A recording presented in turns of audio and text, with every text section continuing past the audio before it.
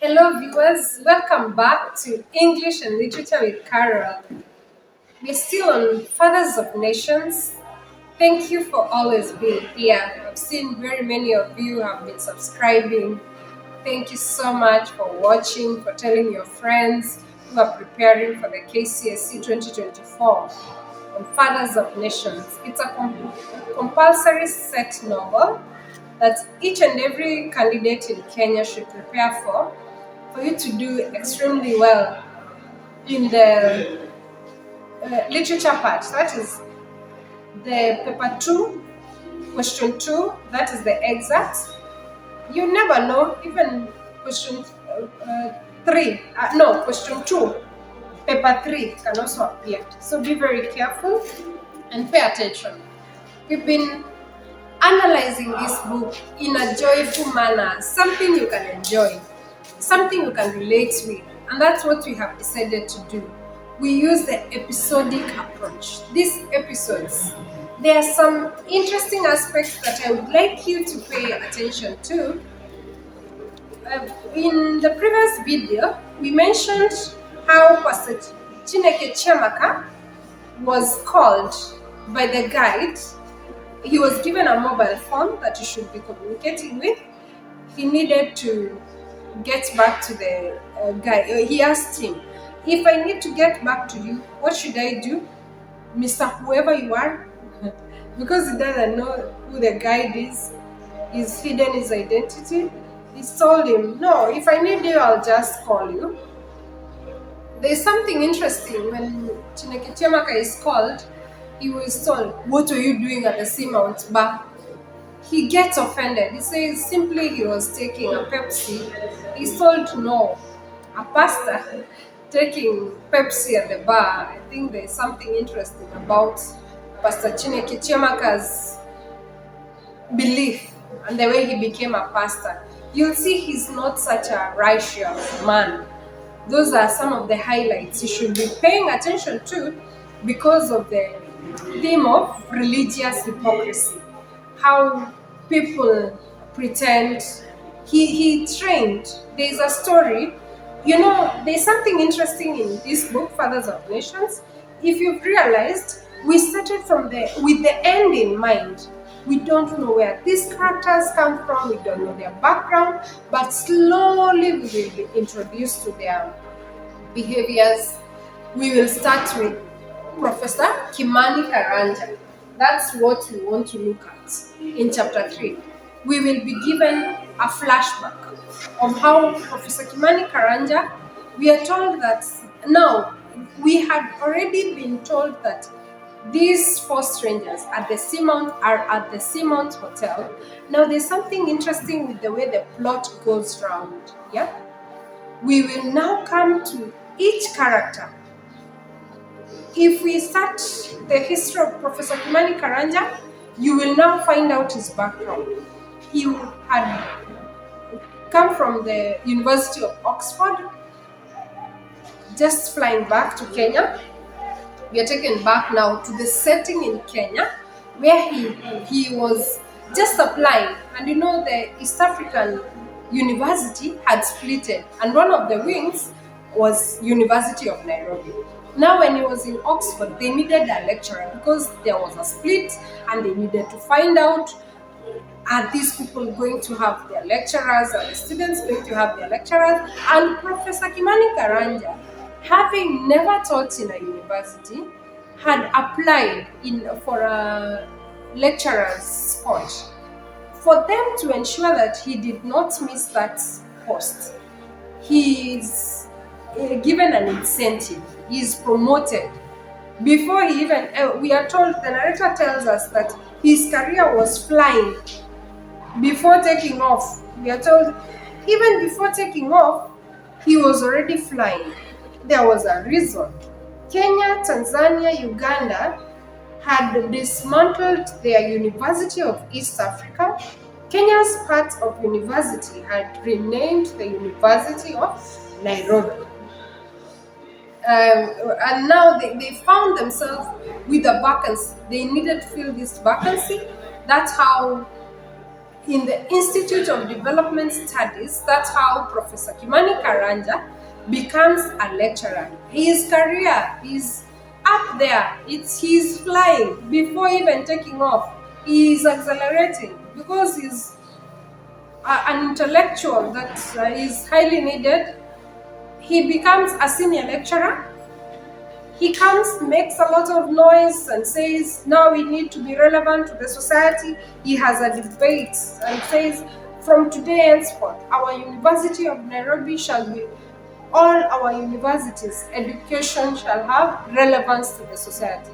Not many people knew what that was, but indeed, we are told by the narrator that he wins that war. And he is able to make the university motto becomes relevance to the university. He is an influential man. There's something interesting. His career is up there. We are told he is flying before even taking off. We are told now he is enjoying life, and he has, with that kind of debate that he's been launching, he wins the favor, the beauty. He wins the heart of the campus beauty called Asiya Omondi. That's how Professor Kimani Karanja gets his wife, Asiya Omondi, a campus beauty queen. Interesting enough, for us Africans, when this man gets married, he looks extremely stable. That's how we are told that a marriage had then accelerated academic success. A professorship soon followed. After that achievement, he felt fulfilled. There is a foreshadow there that tells us his persona now was complete. Had anyone told him this happiness would one day end as it did, he would have laughed himself upside down. How would you tell me my marriage is going to break with Asiya Omondi? Ha ha ha. No, it's not going to break. That's what he would have told someone. But that one is being foreshadowed. We will indeed see the greedy newborn Walomu taking a 60-year-old woman, 60-year-old woman, Asiya Omondi, divorces the husband, and an old woman getting married as wife number what? Read ahead, you will come to find out. This one is no joke. He's going to get married to younger men. Okay, let me not go there. You can't stick around with a broke man. That is what she tells herself. But that one is just foreshadowed. Let's continue. We are told of the comment of what really happens in Africa. Africa has been growing steadily. But in the next part, you're told that a global economic recession came. Africa was not spared. So there were many changes. There was so much, and Africa lagging behind, underdevelopment. There is a problem with our leadership. Just as we encounter these MPs, there is some touch of sarcasm, that these MPs, not even God himself, can bring down their salaries. Misuse of power there as a theme has been looked into. And we are introduced to the character. There is someone very dear to Professor Kimani Karanja. That's how we learn of the situation, the African society, through the darling daughter Tuni.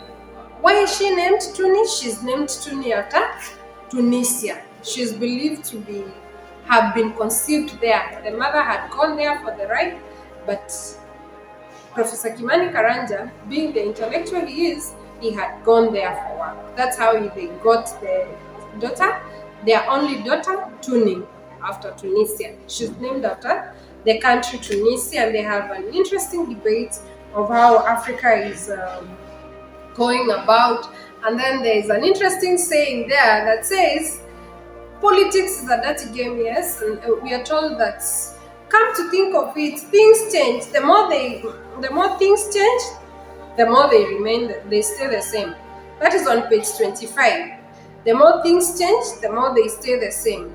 Actually, we have had it all along as well. We say, msitu mpya nyani wale wale. That is a saying that has been used in this book, Fathers of Nations. That one is a stylistic device the author uses called local dialect, use of local dialect.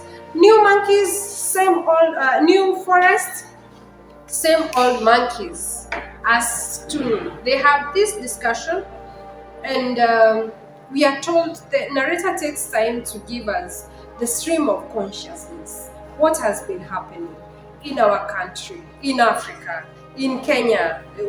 There are many issues of changes. Remember, we talked of the changes in the recession, and we are presented to these three characters. That is Asiya, because Professor Kimani Karanja calls his beautiful wife the campus beauty queen, Asiya, Omondi Sia, and Tuni. They have a discussion, and it tells us of the story. Tuni says that she has been training against violence. Interestingly, she has had a private training, and she's telling us how you can defend yourself if you are under attack. There's something interesting. Pay attention to how Tuni says that she has been trained as private by a private instructor how to defend yourself when you're under attack, and she's the only passenger, fast forward, that dies in a freak accident. Am I preempting? I know you have been reading the book, so I'm here to assist you to do very well in literature. So it's still in this chapter, still in chapter 3, fast forward, we are told of the tragic accident of Tuni. She's unlucky on that day. We are given a grim picture of the education system, lecturers that are not paid. Professor Kimani Karanja cannot even afford a new car. That's how Tuni gets into public means, and unfortunately, that is how she loses her life. Father and mother were inconsolable. Now they are sad. They are mourning their daughter, Tuni. Remember, being the only daughter, they must have really gone through a lot. And for a long time, Professor Kimani Karanja thinks that they are on the same page with his wife, Asiya, mourning for the daughter. Eventually, one day, Asiya wakes up and tells Professor Kimani Karanja, you know you are to blame for my daughter's death. Like, this is not the father. Of course, Professor Kimani Karanja is the father, but he's put on the spot. So she says, now that you're to blame for my daughter's death because you have been a broke person, you've been a broke man, Professor Kimani Karanja, from today, I'm leaving you. Where does she go to? Your guess is as good as mine. Keep subscribing as we continue with this nice story of Fathers of Nations. To newborn Walomu, a fat baboon. That is how Professor Kimani Karanja addresses him when he discovers this is the man that has taken his beloved wife. And there is humor there, where when now Professor Kimani Karanja goes to address newborn Walomu. Newborn Walomu, a young MP. How did he become an MP? Through a by-election. I'm giving you details that are on page 35. He became a member of parliament because there's someone who had the previous MP had drunkenly, look at that misuse of power. Our immoral leaders, what are they doing to our citizens? This drunk was killed on his way home, and that's how newborn Walomu becomes an MP. He is not any better. We are told that he's an immoral man, etc. extremely immoral.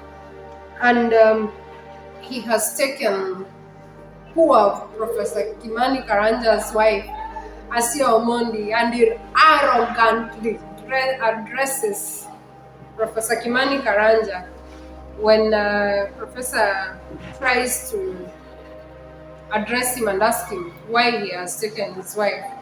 I know you are quite interested. Keep subscribing. This is a beautiful story that I don't want you to miss. In Fathers of Nations, have you learned something? Please comment below and tell me what you have learned. Have you enjoyed this beautiful lesson in Fathers of Nations? I hear you don't say parliament, you say parliament. Have you learned something today on characters and everything? I know you are eager to learn. I hope you're enjoying the story. If you've been watching my previous videos, I know you have enjoyed.